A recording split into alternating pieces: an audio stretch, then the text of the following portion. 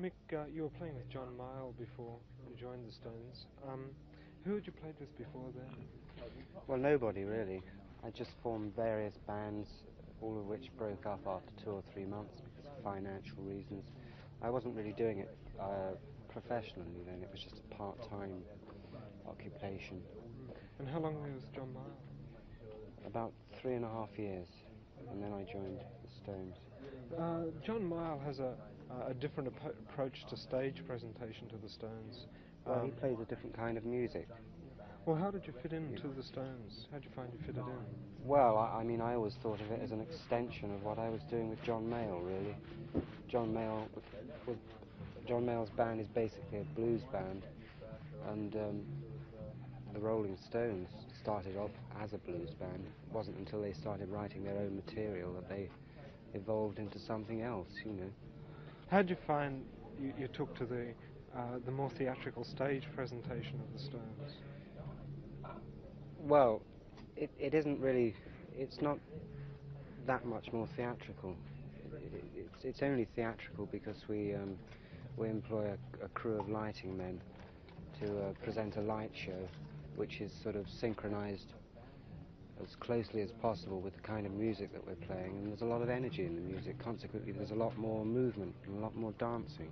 That's really the theatrical side. It's not theatrical in the same sense that a pantomime is, or an opera is. John Lennon once said that the Rolling Stones would break up over Brian Jones' dead body. What do you think it is about the Stones that enable them to stay together? I think basically it was their decision to start touring again, because before I joined the group, although they'd been making records, as many records as what they'd always made, very good records too, they hadn't really played before the public for nearly 2 years. So in a sense, when I joined the group, it was virtually a new group. And because we've been doing live concerts during the past 2.5 years, the music has changed. And as for yourself personally, do you find that the Stones give all the musical outlets you'd like to have for the... Oh no, there's lots of other things I'd like to do with other people, and I will do when I get the opportunity.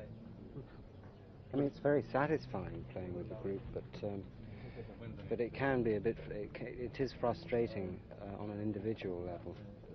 But I think it is for everybody who's a part of a group, you know, because a group is a collective entity, you know. Because it is such a collective thing, did you feel sort of the odd man out for a while? No, not at all, because we all kind of dived in at the deep end, you know, when we decided to start touring again. And in a way, I'd been more used to touring than the group had, because I'd just finished a 3-month tour of America before I joined the group in '69. Would you like to get into some of the sessions with black musicians from the States, like Bill Wyman and Charlie Watts did? If the opportunity arises, yes, I'd love to do that. That's the kind of thing I would like to do. Right. Thanks very much. Okay.